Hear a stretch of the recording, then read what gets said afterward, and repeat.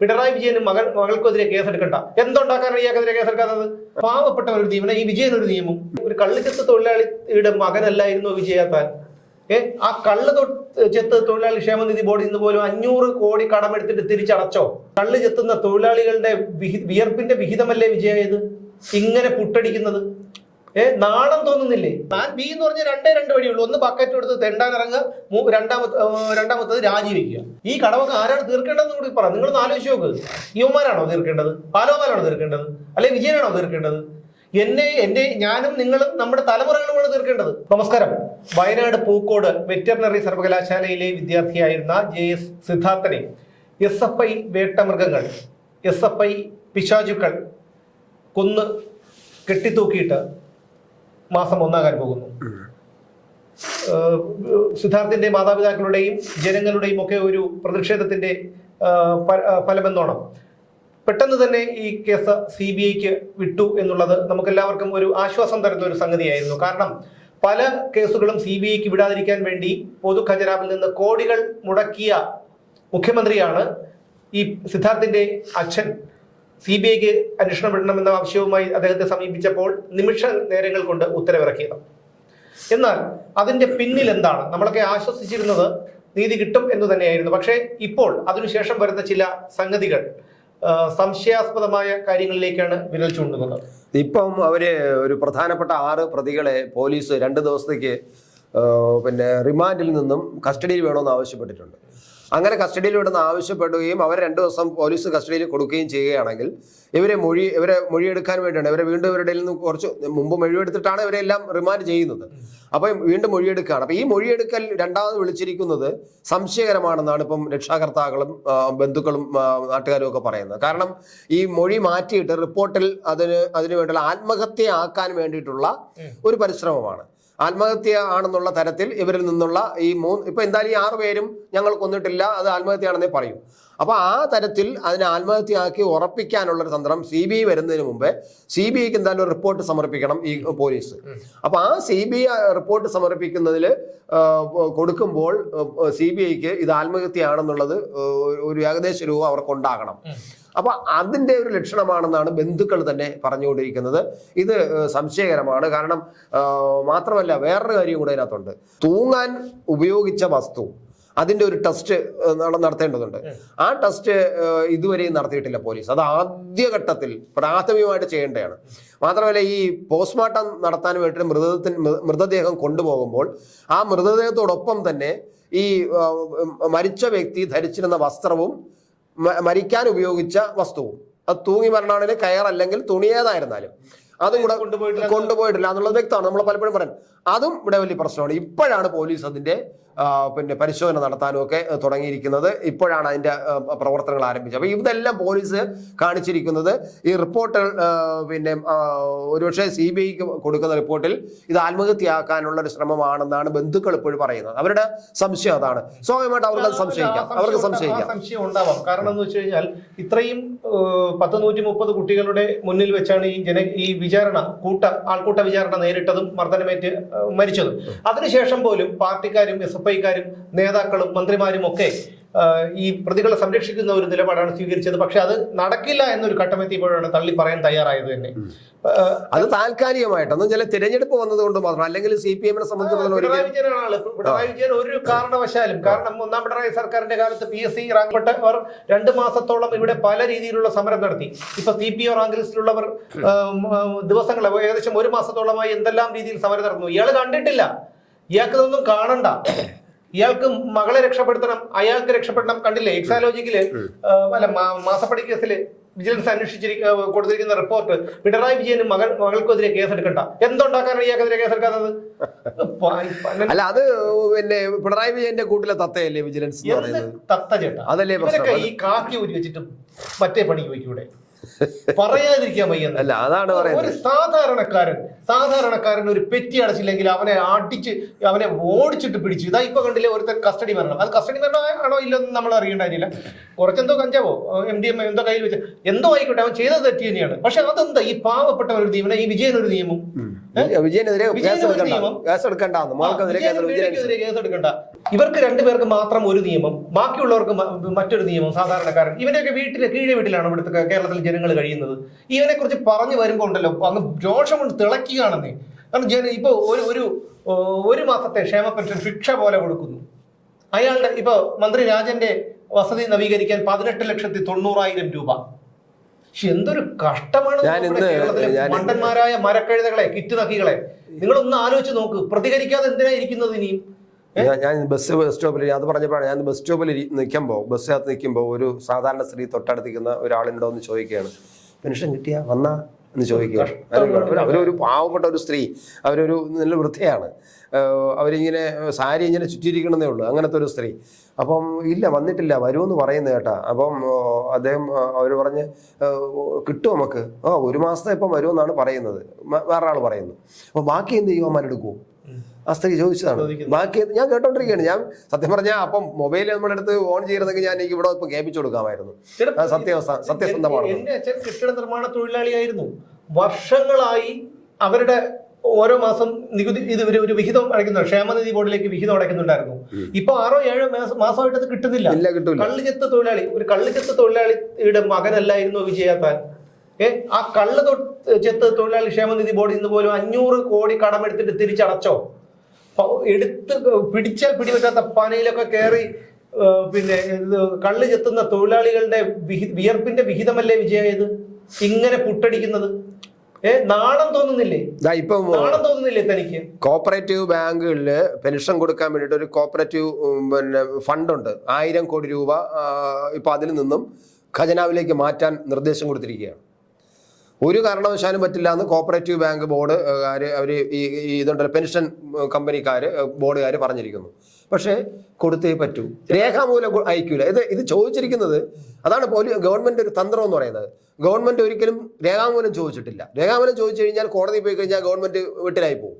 അതുകൊണ്ട് രേഖാമൂലം ചോദിക്കാതെ പിന്നെ അവസാനം അതിന്റെ ഉത്തരവാദിത്വം ഉദ്യോഗസ്ഥർക്കാവും. ഈ ഉദ്യോഗസ്ഥനായ സ്ഥിരം പരിപാടി അതാണ്. ഈ ഉദ്യോഗസ്ഥരുടെ തലയിൽ കെട്ടിവെച്ചു. ഈ ഉദ്യോഗസ്ഥന്റെ ഈ ഇതിന്റെ ചെയർമാന്റെ, ഈ ബോർഡിന്റെ ചെയർമാൻ അല്ല, കൺവീനർ, അദ്ദേഹത്തിന്റെ പേര് ഞാൻ മറന്നുപോയി. അദ്ദേഹത്തിന്റെ പേരിൽ ഫോണിലാണ് വിളിച്ചു പറഞ്ഞത് അവിടുന്ന് അടിയന്തരമായിട്ട് 1000 കോടി രൂപ നിങ്ങളുടെ പെൻഷൻ ഫണ്ടിൽ നിന്നുള്ള 1000 കോടി രൂപ ഉടൻ തന്നെ ഖജനാവിലേക്ക് മാറ്റണമെന്ന്. ഇന്നലെ കോപ്പറേറ്റീവ് ബാങ്കിന്റെ അവരുടെ ഈ ക്ഷേമ ബോർഡിന്റെ യോഗം കൂടിയപ്പോൾ അജണ്ടയിൽ ഇത് വച്ചില്ല.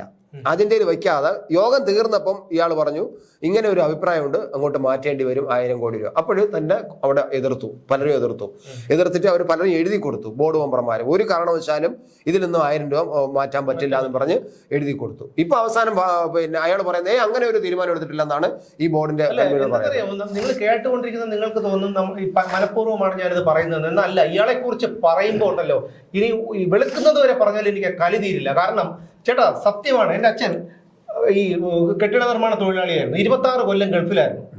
ആ ഗൾഫിലിരിക്കുന്ന സമയത്തും ഈ പൈസ വരും. ഞാൻ തന്നെ എത്രയോ തവണ ബാങ്കിൽ കൊണ്ടുപോയി അടച്ചു. ഇപ്പൊ വയ്യ, അച്ഛന് വയ്യ, 72 വയസ്സ്. എന്നാ വേണ്ട, ഇതിന്റെ ക്ഷേമത്തിന്റെ പൈസ കിട്ടിയിട്ടല്ല നമ്മൾ കാര്യം നോക്കുന്നുണ്ട്.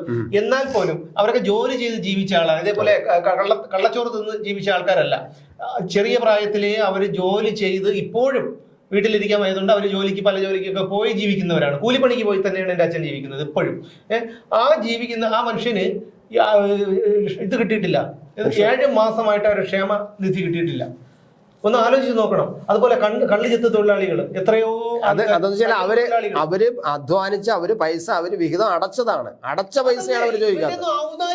അത് തന്നെ അല്ല. ഇത് സാധാരണ ക്ഷേമ പെൻഷൻ എന്ന് പറഞ്ഞാൽ സർക്കാർ കൊടുക്കുന്നതാണ്. മറ്റേ അങ്ങനെയല്ല. ക്ഷേമനിധി ബോർഡെന്ന് പറഞ്ഞത് നമ്മൾ അടച്ച പൈസയാണ്. നമ്മൾ അധ്വാനിക്കുമ്പോൾ നമ്മുടെ അധ്വാനത്തിന്റെ വിഹിതം ഒരു ഭാഗം കൊണ്ട് അടച്ച പൈസയാണ്. ആ പൈസയാണ് ഇപ്പം അടിച്ചോണ്ട് പോയിരിക്കുന്നത്. അതാണ് പ്രശ്നം. അതാണ് ഇവിടെ കാര്യം. അതാണ് സഹിക്കാൻ വയ്യാത്ത വിജയൻ ഇവിടെയാണല്ലോ. സെക്രട്ടേറിയറ്റും നന്ദൻകോട് ക്ലിഫ് ഹൗസും തമ്മിൽ ഒരുപാട് ദൂരമൊന്നുമില്ലല്ലേ? അവിടെ നിന്ന് ഈ കാലിൽ എന്തെങ്കിലും പുരളുവാണെങ്കിൽ അധ്യാപകന്മാരോട് പറയണം ഒന്ന് കസേരയിലെടുത്ത് ചുമന്നുകൊണ്ട് പോകാൻ. എന്നിട്ട് ആ പാളയം മാർക്കറ്റിലൊക്കെ ഒന്ന് കറങ്ങണം. അതുപോലെ ഈ മരുതൻകുഴി ഈ ഭാഗത്തൊക്കെ വന്ന് നോക്കണം. 10, 75, 80 വയസ്സായ അമ്മമാര് ഇപ്പോഴും ചേട്ടാ സത്യം പറയാനല്ലോ ചേട്ടാ, ഒരു സത്യം പറഞ്ഞ സങ്കടം വരും കേട്ടാ എനിക്ക്. നമ്മൾ ആ മരുതൻകുഴിയിൽ അങ്ങോട്ട് പോകുമ്പോൾ നോക്കിയുള്ള ഒരു അമ്മച്ചി ഇരുന്ന് മീൻ വയ്ക്കും. അവരുടെ അടുത്ത് ഞാൻ ഒരു ദിവസം പരിചയപ്പെട്ടു. അവരുടെ നമ്മൾ വില പേശില്ല, അവർ ചോദിക്കുന്ന പൈസ കൊടുത്തിട്ടാണ് നമ്മൾ വാങ്ങിക്കുന്നത്. കാരണം എന്താ പറയുക, 78 വയസ്സായി. 78 വയസ്സായിട്ട് അവർക്ക് ഒരു കണ്ണിന് കാഴ്ചയില്ല. ഒരു കണ്ണ് ഞങ്ങളുടെ എത്ര മണിക്ക് നിങ്ങൾ അവിടുന്ന് ഇറങ്ങും? വീട്ടിൽ നിന്ന് 4:30 മണിക്ക് ഇറങ്ങും. വലിയ തുറന്ന് 4:30 മണിക്ക് വലിയ ചരിവ് എടുത്തുകൊണ്ട് ഇറങ്ങി എന്നിട്ട് എന്ത് കുമരിച്ചന്തയിലോ പിന്നെ വിഴിഞ്ഞത്തോ പോയി മീനെടുത്ത് ഏതെങ്കിലും കിട്ടിയ വണ്ടിയിൽ കയറി വന്നിട്ട് നമ്മുടെ മരുതൻകുഴി ജംഗ്ഷനിൽ ഫ്ലാറ്റ് വയ്ക്കുന്ന അവിടെ ഇരുന്നത്. ഇപ്പൊ ഫ്ലാറ്റിന്റെ പണി നടന്നപ്പോഴത്തേക്ക് അതിനെ മാറ്റി പിന്നെ എല്ലാരെയും മാറ്റി വിട്ടു. അപ്പൊ ഈ അമ്മമ്മ ഇരിക്കുന്നത് ആ മരുതൻകുഴി ജംഗ്ഷനിൽ ഒരു വീടിന്റെ മനുഷ്യന്റെ നല്ല മനസ്സുണ്ടായിരുന്നു പറഞ്ഞാൽ ഗ്യാസിന് മുമ്പ് വെച്ചോളാൻ പറഞ്ഞു. പക്ഷെ അവിടെ വണ്ടി പാർക്ക് ചെയ്യാൻ പറ്റാത്തതുകൊണ്ട് പറ്റുന്നില്ല. ഒരു പ്രാഥമിക കർമ്മം നിർവഹിക്കാൻ പറ്റില്ല, ഒരു ആഹാരം കഴിക്കാൻ പറ്റില്ല. എത്ര മണിക്ക് വീട്ടിലെത്തുമെന്ന് വെച്ചപ്പോൾ 8:30 മണിയാവും മക്കളെ. രാത്രി 8:30 മണിയാവും. തല വെട്ടണമെങ്കിൽ വെട്ടട്ടെ, ചാട്ടവാറ് കൊണ്ട് അവരൊക്കെ അടിച്ചവരെയൊക്കെ ശരിയാക്കണം ജനങ്ങൾ. അതാണ് ചെയ്യേണ്ടത്. ഒരു SI പ്രസാദ് എന്ന് പറയുന്ന ഒരു SI കണ്ടോ, കഴിഞ്ഞ ആഴ്ച വന്നിട്ട് സെക്രട്ടേറിയറ്റിന് മുമ്പിൽ ഒന്ന് സമരം ചെയ്തു. ആ മനുഷ്യന് പിന്നെ ഇത് കിട്ടിയിട്ടില്ല, ഭാര്യയ്ക്ക് ചികിത്സിച്ചതിന്റെ റീഇംബേഴ്സ്മെന്റ് കിട്ടിയില്ല. ആ മനുഷ്യൻ വന്ന് സർക്കാരിനെ സേവിച്ച് ഇവരെ പോലുള്ള അവന്റെയൊക്കെ മുമ്പിൽ മറ്റേ തോക്കം പിടിച്ചുകൊണ്ട് നടന്നവന്മാരാണ്. വന്നിട്ട് അവിടെ ഒന്ന് മനുഷ്യൻ കിടക്കുകയാണ് കാസർഗോഡ്. എന്തോ കഷ്ടം. അപ്പൊ സിദ്ധാർത്ഥന്റെ മരണത്തിലേക്ക് തന്നെ വരാം. സിദ്ധാർത്ഥന്റെ മരണത്തിൽ അവരൊരു ആശ്വസിച്ചിരുന്നതാണ് സിദ്ധാർത്ഥന്റെ അച്ഛനൊക്കെ. പിന്നെ എല്ലാവരും പോലെ അല്ല, സിദ്ധാർത്ഥന്റെ അച്ഛനൊക്കെ നല്ല ആർജവത്തോടു കൂടി തന്നെയാണ് നിൽക്കുന്നത്. അവർ പറഞ്ഞിട്ടുണ്ട് സ്വത്ത് എഴുതി വിറ്റായിരുന്നാലും ഈ കേസ് നടത്തുമെന്ന്. രോഹനോ എന്തോ പറയുന്നവന്റെ വീട്ടിലൊക്കെ അവന്റെ അമ്മ അതായത് ഇരിക്കുന്ന എവിടെയാണ്? ഈ സിദ്ധാർത്ഥന്റെ വീട്ടിന്റെ ഓപ്പോസിറ്റ് അവിടെയാണ് കഴിഞ്ഞ ആഴ്ച നാട്ടുകാരും പോലീസും എല്ലാം കൂടെ ഇവിടെ കൂടും കൊടുക്കുകയും ബോർഡ് വല്ല അടുത്ത് വെളിയിറങ്ങിയത്.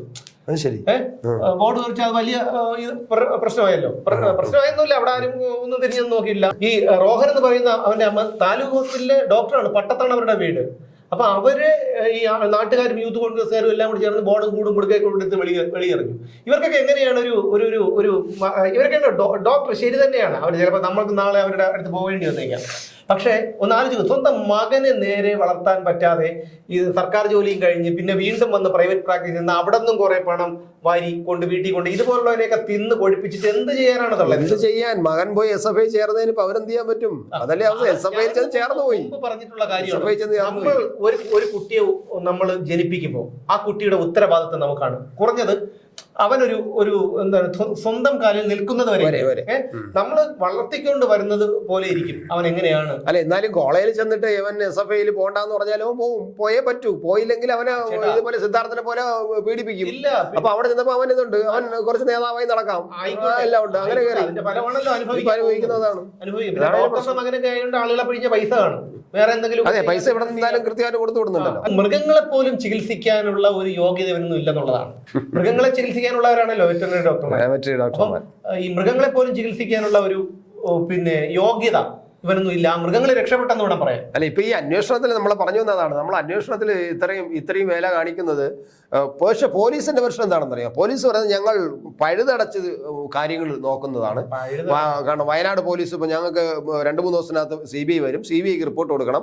അപ്പൊ പഴുതടത്ത് ഞങ്ങൾ നോക്കുന്നതാണ്, അല്ലാതെ ഇതിനകത്ത് വേറൊന്നുമില്ല. പക്ഷെ അപ്പോഴും ബന്ധുക്കൾ കൃത്യമായിട്ടും പറയുന്നുണ്ട് ഇതല്ല, ഇത് ഇപ്പൊ ഇവരെ കസ്റ്റഡിയിൽ എടുക്കേണ്ട യാതൊരു കാര്യമില്ല. റിമാൻഡിൽ കിടക്കുന്നവരെ മൊഴിയെടുത്ത് കൊണ്ടുപോയി എല്ലാം കഴിഞ്ഞിട്ടാണ് റിപ്പോർട്ട് കൊടുത്തത്.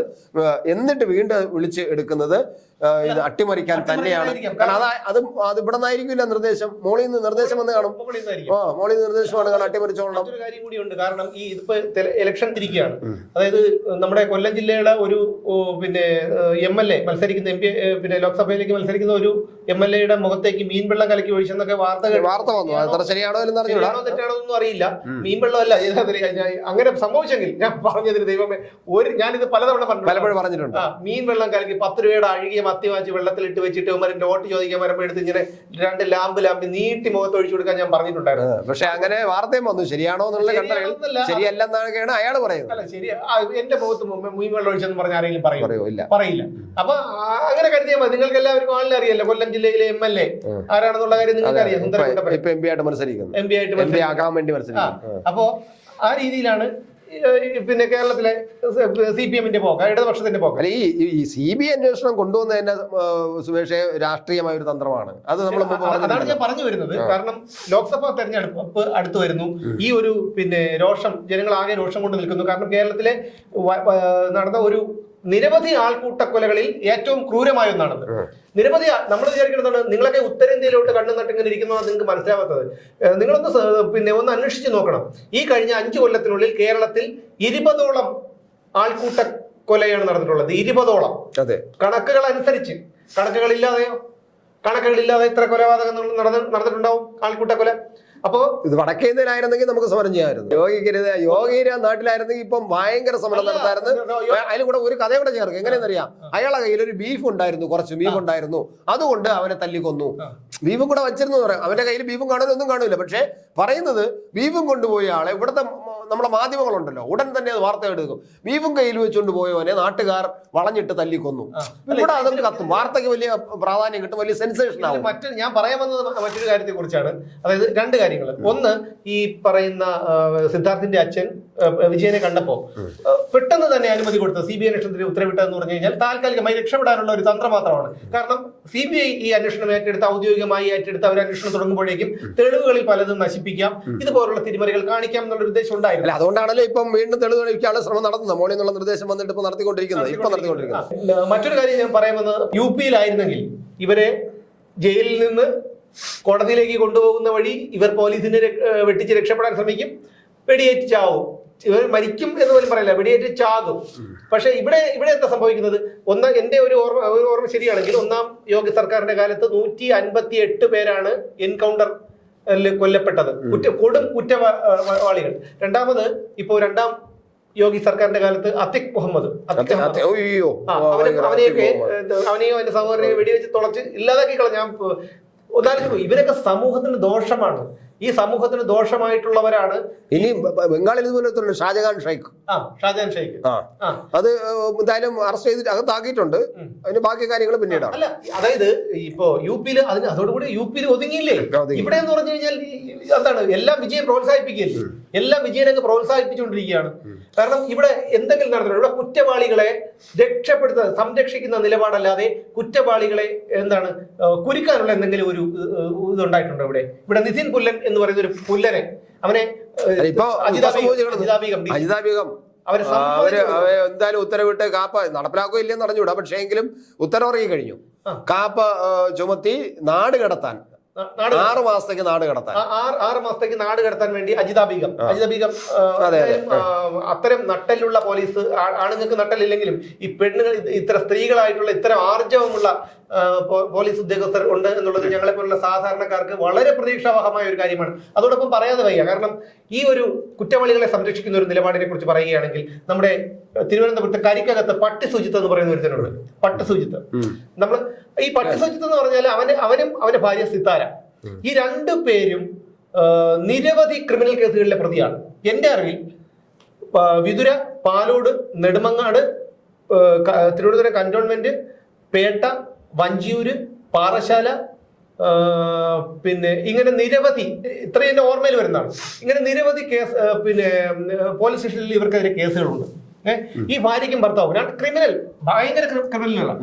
അപ്പോ വിതുരയ്ക്കടുത്തുള്ള ഒരു ഗ്രാമത്തിൽ ചെന്നിട്ട് ഇയാള് കുറച്ച് പ്രോപ്പർട്ടി വാങ്ങിച്ചു, ഒരു നദിയുടെ തീരത്തുള്ള പ്രോപ്പർട്ടി വാങ്ങിച്ചു. അപ്പൊ എനിക്ക് അറിയാന്നുള്ള സ്ഥലം. അപ്പൊ അവിടെ ഈ കുളിക്കടവിലേക്ക് ക്യാമറ വെച്ചതുമായി ബന്ധപ്പെട്ട് നാട്ടുകാരുമായിട്ട് വലിയ വിഷയമുണ്ടായി. അത് മാത്രമല്ല, തൊട്ടടുത്തുള്ള ഒരു 15 സെന്റ് ഒരു പാവപ്പെട്ട റോഡിൽ മരിച്ചിനി കപ്പ വയ്ക്കുന്ന ഒരു സ്ത്രീയുടെ ഇവൻ അഡ്വാൻസ് കൊടുത്തിട്ട് അത് ഇവൻ തട്ടിപ്പറിക്കാൻ ശ്രമിച്ചു. അപ്പൊ ഞാനത് പോയി വാർത്ത ചെയ്തിരുന്നതാണ്. അപ്പൊ അന്ന് നാട്ടുകാരുമായിട്ടൊക്കെ പ്രശ്നമുണ്ടായി. നാട്ടുകാര്, ഇവന്റെ 2 മക്കളുണ്ട്, പെൺകുട്ടികളുണ്ട്. ആ പെൺകുട്ടികൾ, പ്രായപൂർത്തിയാകാത്ത പെൺകുട്ടികളെ പേരിൽ പോക്സോ കേസ് കൊടുപ്പിച്ചാണ് ഇവൻ എല്ലാവരെയും കൊടുക്കുന്നത്. നിരവധി പോലീസ് ഉദ്യോഗസ്ഥരെ കൊടുക്കിയിട്ടുണ്ട്. അപ്പോൾ അവിടെ നിന്ന് പിന്നെ നാട്ടുകാരെല്ലാം കൂടി ഒന്നിച്ച് സംയുക്തമായ ഒരു സമരസമിതി ഉണ്ടാക്കി ആണ് ഇവനെ ഒതുക്കി എന്ന് പറയാൻ പറ്റില്ല. ഇപ്പോഴും അവന് പ്രോപ്പർട്ടി അവിടെ ഉണ്ട്. അതേപോലെയാണ് നമ്മുടെ ഇവിടെ കടകംപള്ളി വില്ലേജിൽ കരിക്കകത്ത് ഈ കഴിഞ്ഞ 2 ആഴ്ചയ്ക്ക് മുമ്പ് നടന്നത്. ഒരു സ്ത്രീയെ കയറി ഇവൻ അടിച്ചു. നാട്ടുകാർ സഹികെട്ട് നാട്ടുകാരെല്ലാം കൂടി ഒന്നിച്ചു. ഒന്ന് ആലോചിച്ച് നോക്കണം, കടകംപള്ളി സുരേന്ദ്രന്റെ മണ്ഡലമാണ്, തിരുവനന്തപുരം നഗരത്തിനുള്ളിലാണ്. അപ്പൊ അവിടെ നിന്ന് ഇവനെ പോലീസ് കൊണ്ടുപോയി അവനെ റിമാൻഡ് ചെയ്തിരിക്കുകയാണ്. എന്റെ അത്ഭുതം അതല്ല, ഒരു 10-15 കേസിൽ കൂടുതലുള്ള ഈ ഭാര്യയ്ക്കെതിരെയും ഭർത്താവിനെതിരെയും ഉണ്ട് 10-15 ക്രിമിനൽ കേസുകളുണ്ട്. അവരെ ഇതുവരെ കാപ്പ ചുമത്തിയിട്ടില്ല എന്നുള്ളതാണ്. ഇതുവരെ കാപ്പ ചുമത്തിയിട്ടില്ല. കാരണം പോലീസ്, അപ്പൊ ആരാണ് സംരക്ഷിക്കുന്നത്? ആരാണ് സംരക്ഷിക്കുന്നത്? പക്ഷെ പാർട്ടിക്കാരാണെന്ന് പറയുന്നില്ല കേട്ടോ. ഇപ്പൊ ഇവിടെ ഒരു നമ്മുടെ ഈ ശ്രീകാര്യം ഭാഗത്തുള്ള ഒരു കോൺഗ്രസ് നേതാവ് ഇവനെ സംരക്ഷിച്ചിരുന്നു. പിന്നെ അതുപോലെ അങ്ങനെ ചിലർ പോലീസ് ഉദ്യോഗസ്ഥർ പോലും അവനെ സംരക്ഷിക്കുന്നില്ല. അപ്പൊ അത്തരത്തിൽ ഉള്ള ആൾക്കാരാണ് ഈ പറയുന്ന. ഇപ്പൊ അവൻ ജയിലിലാണ്. ഇനി ഇവന്റെ ഭാര്യ പുറത്താണുള്ളത്. ഈ ഭാര്യക്കെതിരെ തന്നെ നിരവധി ക്രിമിനൽ കേസുകളുണ്ട്. ഇപ്പോഴും ഇവരും സ്വയമായി വിവരിക്കുകയാണ്. ഈ ജനങ്ങളെ പേടിച്ചാണ് കഴിയുന്നത്. വളരെ സുജിത് സൂര്യമംഗലം എന്നാണ് അവന്റെ ഫേസ്ബുക്ക് ഐഡി. പട്ടി സുജിത്ത് എന്ന് പറയും. ഈ പട്ടി സുജിത്ത് എന്ന് പറയുമ്പോൾ നാട്ടുകാർ പട്ടിയെ പോലെ തല്ലുന്നത് കൊണ്ടാണ് പട്ടി സുജിത്ത്. ഞാൻ വിചാരിച്ചെന്താണ് ഈ പട്ടിയൊക്കെ വലിയ വില കൂടിയ പട്ടികളെയൊക്കെ വിൽക്കുന്ന ആളാണെന്നാണ് വിചാരിച്ചത്. പക്ഷെ അങ്ങനെയല്ല, നാട്ടുകാർ പട്ടിയെ പോലെ എടുത്തിട്ട് തല്ലുന്നത് കൊണ്ടാണ് പട്ടി സുജിത്ത് എന്ന് പേരിട്ടിയത്. അപ്പൊ പറഞ്ഞു വന്നത് അങ്ങനെയല്ല. അപ്പൊ അത്തരത്തിൽ നിരവധി ക്രിമിനൽ കേസുകൾ ഉള്ളവർക്ക് പോലും കേരളം ഒരു സുരക്ഷിത താവളമാണ് എന്നുള്ളതാണ് അല്ലെ. നമ്മളിപ്പോ പല NIA വന്നിട്ട് ഇവിടുന്ന് തീവ്രവാദികളെ പൊക്കിക്കൊണ്ട് പോകുമ്പോഴാണ് അറിയുന്നത് ഇവിടെ അങ്ങനെയുള്ള. പക്ഷെ അതൊരിക്കലും രഹസ്യാന്വേഷണ ഉദ്യോഗസ്ഥരുടെ വീഴ്ചയായിട്ട് ഞാൻ കരുതുന്നില്ല. കാരണം എന്താ വെച്ചാൽ അവർക്ക് എന്ത് ചെയ്യാൻ പറ്റും? അവർക്ക് റിപ്പോർട്ട് ചെയ്യാനല്ലേ പറ്റുള്ളൂ. അവർക്ക് റിപ്പോർട്ട് ചെയ്യാനല്ലേ പറ്റും. ഗവൺമെന്റ് അല്ലേ അതിൽ നടപടി എടുക്കേണ്ടത്. എക്സിക്യൂട്ടീവ് എന്ന് പറയുന്നത് പവർ എന്നുള്ള ഗവൺമെന്റ് ആണ്. പിന്നെ നേതാക്കന്മാര്. കാരണം ഈ പിടിച്ചോണ്ട് പോണവര് ആരും ഇബ്രാഹിം നമ്പൂതിരിയോ അല്ലെങ്കിൽ പിന്നെ സുബൈർ നമ്പൂതിരിയോ ഒന്നും അല്ലല്ലോ. അപ്പൊ അതുകൊണ്ട് അവർക്ക് കുറച്ച് പൊള്ളും. അതുകൊണ്ട് ഇപ്പൊ തന്നെ കണ്ടില്ലേ, കഴിഞ്ഞ ആഴ്ച തന്നെ ഉണ്ടായത്. കഴിഞ്ഞ മാസവും ഇതുപോലൊരു അറസ്റ്റ് ഉണ്ടായിട്ടുണ്ട് NIA-യുടെ. നമ്മൾ ഈ പറഞ്ഞു വരുമ്പോൾ ഈ വിഷയത്തിൽ നിന്ന് മാറിപ്പോകും. കാരണം ഇവന്മാർ കാണിക്കുന്നത് മുഴുവൻ തെമ്മാടിത്തരവും കന്നത്തരവുമാണ്. ഒന്ന് പറഞ്ഞു നമ്മൾ പറയാതിരിക്കാൻ പറ്റില്ല. ഒന്നിലും കയറി പറയാതിരിക്കാൻ പറ്റില്ല. ആ തരത്തിലാണ് ഇവർ കാണിക്കുന്നത്. ഇപ്പൊ പറഞ്ഞു പ്ലാൻ ബിയെ കുറിച്ചാണ്. കടം കിട്ടില്ലെങ്കിൽ എന്താണെന്നുള്ള കാര്യം ഈ പ്ലാൻ ബി എന്താണെന്നുള്ള കാര്യം ധനവകുപ്പിലെ ഉദ്യോഗസ്ഥർക്ക് പോലും അറിയില്ല. ചുമ്മാ നമ്പർ ഇത് ബാലഗോപാലിന്റെ വേറെ നമ്പർ എന്താണെന്ന് വെച്ചാൽ അയാൾക്ക് പറഞ്ഞില്ല. ചുമ്മാ ഒരു ഓളം ഉണ്ടാക്കാൻ ഒരു നമ്പർ ഇട്ട് ആരോ പേടിച്ചു പോകും. അങ്ങനെ പറയുമ്പോൾ പേടിച്ചു പോകുന്നതാണ് വിചാരിച്ചത്. പ്ലാൻ ബി എന്ന് പറഞ്ഞാൽ രണ്ടേ വഴിയുള്ളൂ. ഒന്ന് ബക്കറ്റ് എടുത്ത് തെണ്ടാനിറങ്ങുക, രണ്ടാമത്തത് രാജിവെക്കുക. ഇതാണ് ആകെ മുമ്പിലുള്ള പ്ലാൻ ബി എന്ന് പറഞ്ഞാൽ അത് തന്നെ രാജിവെക്കുക എന്നുള്ളതിലേക്ക് അല്ലാതെ വേറെ വഴിയില്ല. പ്ലാൻ ബി എന്നുള്ള രാജിവെക്കുക അത്രേ ഉള്ളൂ. ഇന്ത്യയിൽ ഇത്രയും സംസ്ഥാനങ്ങളിൽ ഒരേ ഒരു സംസ്ഥാനം മാത്രമാണ് ഇത്രയും മഥപതിച്ചത്. എങ്ങനെയാണ്? ഒരു കൗബീന, പണ്ടത്തെ അപ്പൂപ്പന്മാരെ കൗബീനുണ്ടല്ലോ, അതിനെ കഴുകിയിട്ട് ഇങ്ങനെ ഉണക്കാൻ അയലിടുമ്പോഴത്തേക്കും കേരളത്തിന്റെ അകത്തിലാണ് തൂങ്ങിക്കിടക്കുന്നത്. അത്ര ഉള്ള ഒരു കേരളത്തിൽ, അതായത് മധുര ഈ ട്രിവാൻഡ്രം തമിഴ്നാട് സ്റ്റേറ്റിന്റെ എത്രയോ ചെറുതാണ്. അവിടുന്ന് ഈ പറയുന്ന കേരളത്തിൽ ഇത്രയും കടുത്ത സാമ്പത്തിക പ്രതിസന്ധിയായി. എന്നിട്ട് ചെന്ന് ഉളുപ്പില്ലാതെ നിൽക്കുകയാണ് കടം വാങ്ങാൻ. ഔദാര്യം പോലെ പറഞ്ഞു നിങ്ങളൊന്ന് ആലോചിക്കുക. അപ്പൊ കേന്ദ്രം പറഞ്ഞത് കറക്റ്റ് ആണ്. കാരണം ഒരാൾക്ക് കൊടുത്തു കഴിഞ്ഞാൽ അടുത്ത് വേറൊരു സംസ്ഥാനം മാത്രമല്ല കൊടുത്ത് അതിന്റെ മാക്സിമം അതിന്റെ ബ്രിമ്മ് കഴിഞ്ഞിരിക്കുന്നു. അതുകൊണ്ട് അവര് പറഞ്ഞിരിക്കുന്നു പറഞ്ഞാൽ ഈ മാർച്ച് കഴിഞ്ഞിട്ട് ഏപ്രിലിൽ കൊടുക്കാം. അടുത്ത സാമ്പത്തിക വർഷത്തിലാവുമല്ലോ. ഏപ്രിൽ 1-ാം തീയതി തന്നെ കൊടുക്കാം. അതുപോലെ ഞങ്ങൾക്ക് ഇപ്പം വേണം അന്നതുപോലെ. അപ്പൊ അവര് പറഞ്ഞ കൊണ്ടു കൊടുത്തിരിക്കണം എന്നാണ്. കാരണം ഞങ്ങളുടെ ആണ് എല്ലാവരും വലിച്ചു കൊടുത്തിട്ടുണ്ട് അവിടെ. പിന്നെ അതുപോലെ കേന്ദ്രം പറയുന്ന മറ്റൊരു കാര്യമുണ്ട്. കാരണം ഇത്രയും സംസ്ഥാനം കേരളത്തിന് കൊടുത്തു എന്ന് പറയുമ്പോൾ മറ്റു സംസ്ഥാനങ്ങൾ ഇതേ ആവശ്യമായി വരുമ്പോഴത്തേക്കും ആ വിധി ചൂണ്ടിക്കാണിക്കും. സുപ്രീം കോടതിയിൽ അവർ കേന്ദ്രം പറയുമ്പോൾ തരില്ല എന്ന് പറഞ്ഞു കഴിയാൻ പറ്റുമോ? അങ്ങനെ പക്ഷെ ഇത്രയും എന്താണ് നാണം കെട്ടവന്മാർ ഭരിക്കുന്ന സംസ്ഥാനം വേറെ ഇന്ത്യ മഹാരാജ്യത്ത് വേറെ ഒന്നുമില്ല കേട്ടോ. അപ്പൊ അതുകൊണ്ട് അവരങ്ങനെ പോകുമെന്ന് വിചാരിക്കുന്നുണ്ട. കാരണം എന്നിട്ട് പോലും സുപ്രീം കോടതിയെ ഭരിച്ച് നിൽക്കുകയാണ്. അപ്പൊ സുപ്രീം കോടതി ഇങ്ങനെ ഒരു ഔദാര്യം കൊടുത്താൽ പോലും കമ്മികൾ ഫേസ്ബുക്കിലൊക്കെ തള്ളിമറിക്കുന്നത്, സമൂഹ മാധ്യമങ്ങളിൽ തള്ളിമറിക്കുന്നത് കേന്ദ്രത്തിനെ തോൽപ്പിച്ചു, ഞങ്ങൾക്ക് അത് കിട്ടി, നാണമുണ്ട്. അത് നമ്മുടെ പത്രക്കാരും അതല്ലേ. ഞാൻ സുമേഷ്, ഈ സുപ്രീം കോടതിയിൽ കേന്ദ്ര ഗവൺമെന്റ് കൊടുത്തിരിക്കുന്ന കുറെ രേഖകളുണ്ട്.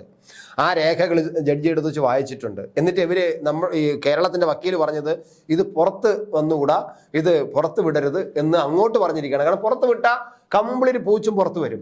ഈ ഗവൺമെന്റ് കാണിച്ചിരിക്കുന്ന എല്ലാ വേലത്തരങ്ങളുടെയും വ്യക്തമായ ഒരു റിപ്പോർട്ടാണ് സുപ്രീം കോടതി ജഡ്ജിക്ക് കേന്ദ്ര ഗവൺമെന്റ് കൊടുത്തിരിക്കുന്നത്.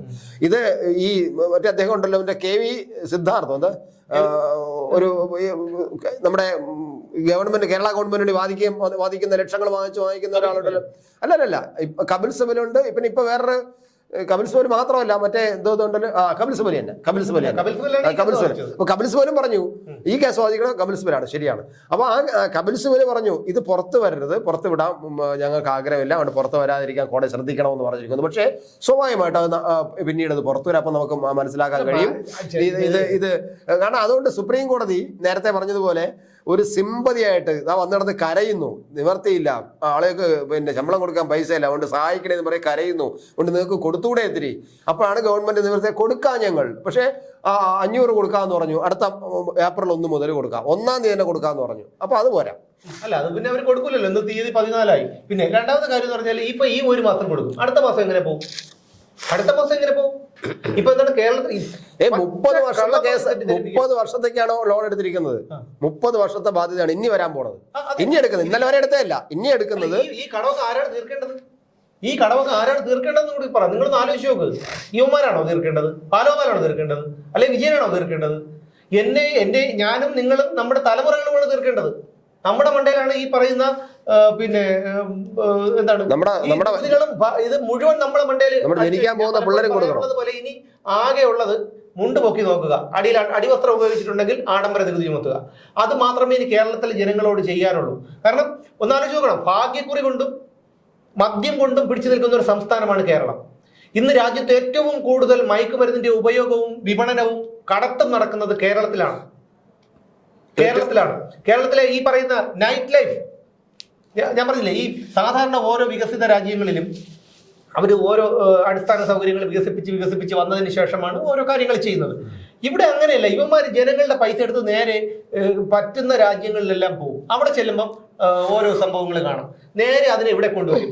അതെങ്ങനെയാണ് അതിവിടെ പിന്നെ നടപ്പിലാക്കിയാൽ അത് പ്രാവർത്തികമാകുമോ, ലാഭകരമാകുമോ, ജനങ്ങൾക്ക് ഗുണം ചെയ്യുമോ, ഇതൊന്നും അവർ ചിന്തിക്കില്ല. അതായത് ഈ ചിലർ യഥാർത്ഥത്തിൽ ഷെഡ് ഇട്ടിട്ടാണ് അതിന്റെ മുകളിൽ പാൻറ് ഇടുന്നത്. അതായത് ഉദാഹരണം ഞാൻ പറഞ്ഞതെന്ന് വെച്ചാൽ വികസിത രാജ്യങ്ങൾ എന്ന് പറഞ്ഞാൽ യൂറോപ്യൻ കൺട്രീസൊക്കെ എന്ന് പറഞ്ഞാൽ അവരിപ്പം ഉദാഹരണത്തിന് ഞാൻ പറയാം, നല്ല നിരത്തുകൾ റോഡുകളെല്ലാം ക്ലിയർ ആക്കിയതിന് ശേഷമായിരിക്കും അവർ മറ്റേ എയർ സസ്പെൻഷനൊക്കെ ഉള്ള ബസ്സും ഡബിൾ ഡക്കർ ബസ്സുകളും ഒക്കെ കൊണ്ടുവരുന്നത്. ഇവിടെ അങ്ങനെയല്ല.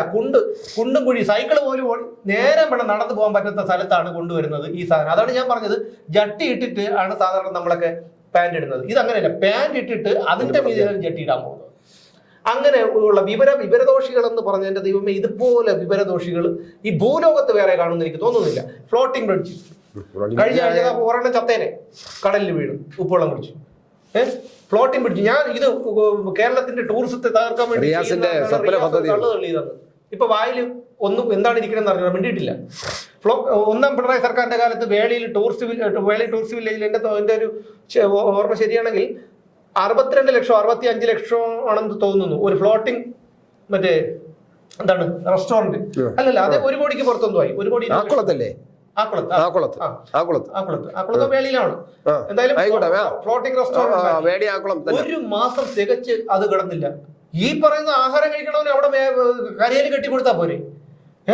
ഒന്ന് ആലോചിച്ച് നടപ്പിലാക്കുന്നതല്ല. ഇതിനകത്ത് എത്ര കമ്മീഷൻ കിട്ടുമെന്ന് നോക്കിയിട്ടാണെന്നേ. അങ്ങനെയാണെങ്കിൽ തന്നെ ഇവിടെ എത്രയോ പേര് സ്വകാര്യമായിട്ട് പിന്നെ ആലപ്പുഴയിലൊക്കെ ഹൗസ് ബോട്ടൊക്കെ നടത്തും. അവര് ഈ കാര്യങ്ങളെല്ലാം ഭംഗിയായിട്ട് ചെയ്യുന്നുണ്ടല്ലോ. അവർ നേരെ എടുത്തുകൊണ്ടുപോകും. പക്ഷെ അതിന് വെട്ടിക്കാൻ പറ്റില്ല. ഇതാകുമ്പം ഇത് നിർമ്മാണത്തിന് വേണ്ടിയിട്ട് കുറെ പൈസ ഒപ്പിക്കാം, അത് കഴിഞ്ഞാൽ ബാക്കി കാര്യങ്ങൾക്ക് വെട്ടിക്കാം. നാളെ നടന്നില്ലെന്നും പറഞ്ഞ് വേറെ പ്രശ്നമില്ലല്ലോ. ഉദ്ഘാടനം ചെയ്ത് പിന്നെ തെരഞ്ഞെടുപ്പ് പ്രചരണ പത്രിക വരുമ്പം പ്രചരണ ബുക്ക് അടിക്കുമ്പം ഇതെല്ലാം പണമൊക്കെ അടിക്കാമല്ലോ. സംഗതി തീർന്നില്ലേ? അതാണ് അവസ്ഥ. ഒരു പദ്ധതി ഇരിക്കുമ്പോൾ അവർക്ക് വ്യക്തമായിട്ട് ഉദ്ദേശശുദ്ധി എന്ന് പറയുന്നത് അതിൽ നിന്ന് കമ്മീഷൻ അടിക്കുക, അതിൽ നിന്ന് എത്ര കാശ് കിട്ടുക, അത് നടപ്പിലാക്കണമെന്നോ നാളെ നടന്നുകൊണ്ട് പോകണമെന്നോ ആഗ്രഹമില്ല. ഫ്ലോട്ടിംഗ് പാലവും അതാണ് സംഭവിച്ചത്. വലിയ ഒരു ഓളം ഉണ്ടാക്കുക, അതിൽ നിന്ന് കുറച്ച് കാശ് ഉണ്ടാക്കുക, ഞങ്ങൾ നടത്തിയെന്ന് കാണിക്കുക, പിന്നെ അത് പൊളിഞ്ഞാലും വേണ്ടൂല്ല, ഇല്ലാതായാലും വേണ്ടൂല്ല. ഇതാണ് അവസ്ഥ. അല്ല, ഇത് ഈ പറഞ്ഞ CPO റാങ്കിലുള്ള ഉദ്യോഗാർത്ഥികൾ സമരം തുടങ്ങിയിട്ട് 1 മാസത്തോളമായി. അവര് ഒന്ന് ആലോചിക്കും, ഈ ഒരാൾ കഷ്ടപ്പെട്ടല്ലേ ഈ പഠിച്ച് ഇവന്മാരെ കൊണ്ട് എന്തെങ്കിലും ഒരു ഗുണമുണ്ടോ? നാടിനെ ഈ തരത്തിൽ അവന്മാരെ നശിപ്പിച്ചു കളഞ്ഞു. നാട്ടിലെ സമസ്ത മേഖലകളും. കാരണം ഭാഗ്യക്കുറിയും മദ്യം കൊണ്ട് ഞങ്ങൾ സ്കൂളുകൾ തുറക്കും, ബാറുകൾ പൂട്ടും. ഒന്നാം പിണറായി സർക്കാരിന്റെ കാലത്ത് തുറന്നു കൊടുത്തത് 544 ബാറുകളും ബീവറേജസ് ഔട്ട്ലെറ്റുകളുമാണ്. ഇപ്പൊ വീര്യം കുറഞ്ഞ മദ്യം ഉണ്ടാക്കാൻ വേണ്ടിയിട്ട് കൊടുക്കണം. നമ്മളെ പണ്ട് ഞങ്ങളുടെ നാട്ടിൽ നീലകണ്ഠപിള്ള ഉണ്ടായിരുന്നു, പുള്ളി ചെയ്യുന്നത് തന്നെയായിരുന്നു മദ്യം ഉണ്ടാക്കുന്നത്. അതിന്റെ കള്ളമാറ്റം എന്ന് പറയും, ഇതിനെ വീര്യം കുറഞ്ഞ. അതാണ് ഇവരുടെ കാര്യം. മാറ്റി കൂടെ തുടങ്ങിയാലേ രക്ഷയുള്ളതായി ഗവൺമെന്റിന്. മാറ്റി തുടങ്ങിയാലും രക്ഷയില്ല. കാരണം ഒരു മനുഷ്യൻ ഇപ്പം റോഡിൽ ഇറങ്ങിയാൽ പോലും പേടിയാണ്. കാരണം ഒരു തന്നെ തുറച്ചു നോക്കിക്കഴിഞ്ഞാൽ അവൻ ഏത് രീതിയിലാണെന്ന് അറിയാൻ പറ്റില്ല. വന്ന് കുത്തി കൊന്നു കഴിഞ്ഞാൽ എന്ത് ഇപ്പൊ കണ്ടില്ലേ വന്ദനദാസ്, ഡോക്ടർ വന്ദനദാസ്, ആ കുട്ടി എന്ത് ചെയ്തിട്ടാണ് മനസ്സിലായി? അതായത് ഒരെണ്ണത്തിന് ലെവലില്ല. ഇപ്പൊ നമ്മൾ ഈ വെള്ളയമ്പലം ഈ ഭാഗത്തൊക്കെ നമ്മൾ രാത്രി ഇങ്ങോട്ടൊക്കെ ഇറങ്ങിയിട്ട് ഒന്ന് നോക്കണം. അതായത് അടച്ചിട്ടൊക്കെ കടയുടെ നടയിൽ ആണുങ്ങളിരിക്കുന്നു, മടിയിൽ പെണ്ണുങ്ങളിരിക്കുന്നു. അത് ചിലപ്പോൾ അവരുടെ ഇതിൽ ശരിയായിരിക്കാം, കാരണം മടിയിലൊക്കെ ഇരിക്കുന്നതൊക്കെ ശരിയായിരിക്കാം. ഒരു 7 മണി ആള് വരണമെന്നും ഒരു കൂസലുമില്ല. എങ്ങോട്ടാണ് ഇവന്മാർ ഈ നാടിനെ കൊണ്ടുപോകുന്നതെന്നാണ് എനിക്ക് മനസ്സിലാവാത്തത്. എങ്ങോട്ടാണ് ഇവന്മാർ ഈ നാടിനെ കൊണ്ടുപോകുന്നത്? ഒരു രക്ഷയില്ല. മദ്യത്തിനൊക്കെ എന്ന് പറഞ്ഞാൽ ഭയങ്കര വിലയാണെന്നേ. എല്ലാത്തിനും ഭയങ്കര വിലയാണ്. ഒരു പിന്നെ ഈ മദ്യത്തിന് വില കൂട്ടി വെച്ചിട്ട് കുടിയന്മാർ കുടിക്കാതാണ് ഇരിക്കുന്നത്. പക്ഷെ ഇപ്പൊ അങ്ങനെ മദ്യത്തിന് അത്ര വലിയ വിൽപ്പനയൊന്നുമില്ല. അവർക്ക് വേറെ സാധനങ്ങൾ കിട്ടുന്നുണ്ട്, അത് കുഴപ്പമില്ല. പിന്നെ ഉള്ളത് ഭാഗ്യക്കുറി. ഇത് രണ്ടിലുമാണ് നിൽക്കുന്നത്. ഒരു കാര്യം ആലോചിക്കണം, നമ്മുടെ കേരളം എന്ന് പറഞ്ഞാൽ നമ്മുടെ ഐഡന്റിറ്റി തന്നെ നെല്ലും തെങ്ങുമായിരുന്നു. ഇന്ന് നെല്ലില്ല, തെങ്ങില്ല. കുട്ടനാട് പിന്നെ കേരളത്തിന്റെ നെല്ലറയായിരുന്നു കുട്ടനാട്. ഇന്ന് കുട്ടനാടിന്റെ അവസ്ഥ എന്താണ്? ഇന്ന് അതിർത്തി കടന്ന്, നമ്മുടെ കേരളത്തിന്റെ അതിർത്തി കടന്ന് വണ്ടികൾ, അന്യ സംസ്ഥാനങ്ങളിലെ വണ്ടികൾ വരാതിരുന്നാൽ പാല്, ഇറച്ചി, പലവ്യഞ്ജനങ്ങള്, പച്ചക്കറി, അരി, ഇതൊന്നും നമുക്ക് കിട്ടില്ല. ആ തരത്തിൽ യുവമാരൊക്കെ എന്താണ്, ആളുകൾ ഈ പറയുന്നത് പോലെ കടമെടുത്തും വായ്പ എടുത്തും പിന്നെ ഭൂമി പണയം വെച്ചും കെട്ടുതാലി പണയം വെച്ചും ഓരോ സംരംഭങ്ങൾ തുടങ്ങുമ്പോൾ ഒരു 2 മുഴം ചെങ്കോണകം കൊണ്ടുവന്ന് ഇങ്ങനെ കുത്തി നിർത്തുക, തീർന്നു. അതോടുകൂടി അവന്റെ കച്ചവടം കൂട്ടി. അങ്ങനെയാണല്ലോ യുവമാർ തടിച്ചു കൊഴുത്ത് ഈ കണക്കിനെത്തിയത്. തടിച്ചു കൊഴുത്ത് പിന്നെ പറഞ്ഞിട്ട് കാര്യമില്ല. ഈ പറഞ്ഞ കണക്ക് ഇപ്പൊ സിദ്ധാർത്ഥന്റെ കാര്യത്തിലാണ് തുടങ്ങിയത്. പക്ഷെ ഇതൊക്കെ പറയുന്നത് നിങ്ങളൊന്ന് മനസ്സിലാക്കാൻ വേണ്ടിയിട്ടാണ്. നോട്ടൊക്കെ ഇട്ടു. കാരണം ഇവിടെ തന്നെ ഈ ഒരു കഴിവണം ഇല്ലാത്ത കുറെ സ്ഥാനാർത്ഥികൾ. ഈ ശശി തരൂരിനെയൊക്കെ എന്തിനാണോ എനിക്കറിയില്ല കേട്ടാ, സത്യം പറയാം. 3 പ്രാവശ്യം ജയിപ്പിച്ചു. 3 പ്രാവശ്യം. ഈ പന്യന് ജയിക്കണമെന്നുണ്ടായിരുന്നു. പക്ഷെ ഒരു കാര്യമുണ്ട്, ഈ പന്യൻ രവീന്ദ്രൻ ജയിച്ചാൽ അദ്ദേഹം നല്ലൊരു മനുഷ്യനാണ്, ഇല്ലെന്നല്ല ഞാനത്. പക്ഷെ ഇവന്മാർക്ക് അഹങ്കാരം കൂടും, ഇവന്മാരുടെ ഒരു പിന്നെ ഇവരുടെ ലെവൽ മാറും. അതിനെക്കാളും നല്ലത് രാജീവ് ചന്ദ്രശേഖർ ജയിക്കുന്നതാണ്. അല്ല തമാശ അല്ല, നിങ്ങളൊരു കാര്യം നോട്ടൊക്കെ അടിക്കുക, അതാണ് ചെയ്യേണ്ടത് യഥാർത്ഥത്തിൽ. അല്ലെങ്കിൽ ഒരു വല്ലാത്തൊരു കഷ്ടമാണ് കേരളത്തിലെ പൊതുജനങ്ങളെ. ഒന്നിനും വയ്യാത്തൊരവസ്ഥ. കറണ്ട് ബില്ലൊക്കെ എന്തില്ലേ നമുക്കല്ലേ 800 ആയിരുന്നു, ഓരോന്നായിട്ട് കൂടി വരുന്നു. എന്തൊരു ഇതാണ്. ഇനിയും കൂടുന്നേ, ഇനിയും കൂടും. കാരണം ഇപ്പം ദിവസം വില കൊടുത്ത് വാങ്ങിച്ചുകൊണ്ടിരിക്കുകയാണ്. നമ്മളറിയില്ല, ചുമ്മാ കൂട്ടിക്കൊണ്ടിരിക്കും. എല്ലാം നികുതിയും ഇതെല്ലാം ആരാണ് തീർക്കേണ്ടത്? ഇവന്റെയൊക്കെ വീട്ടിൽ നിന്നുണ്ടോ തീർക്കും? ഇവരൊക്കെ പോകുന്നേ മൂടില്ല പൊടി തട്ടി 5 വർഷം കഴിയുമ്പം.